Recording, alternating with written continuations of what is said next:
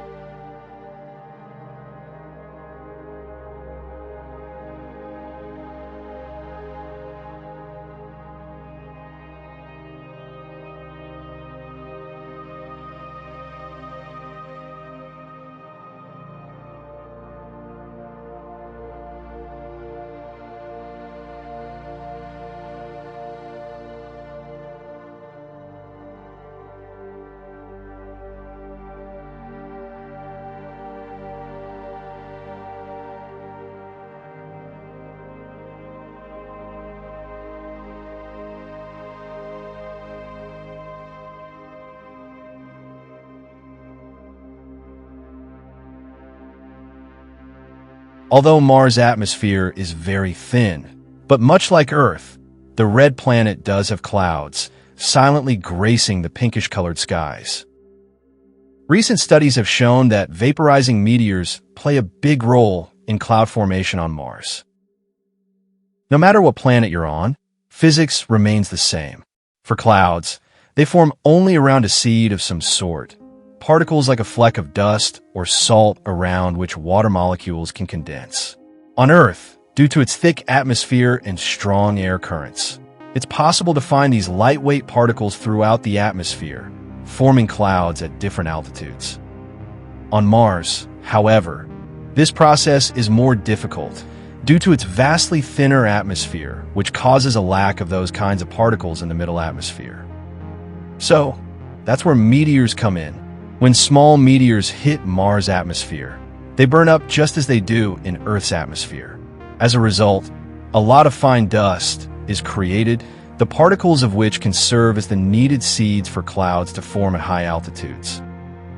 The study also shows that interplanetary dust can create Martian clouds, but there is still a limit on what kinds of clouds, due to the extreme thinness of Mars' atmosphere. Pretty much all Martian clouds are wispy and cotton candy-like, very similar to cirrus clouds on Earth. You don't see the big puffy clouds that are often seen on Earth. Making clouds from meteoric dust isn't unheard of. Earth also has clouds formed from meteoric dust, called noctilucent clouds. They're the highest clouds in the atmosphere, at about 50 miles altitude. They can be seen after the sun has set, but are still reflecting sunlight, giving them a bright blue glow.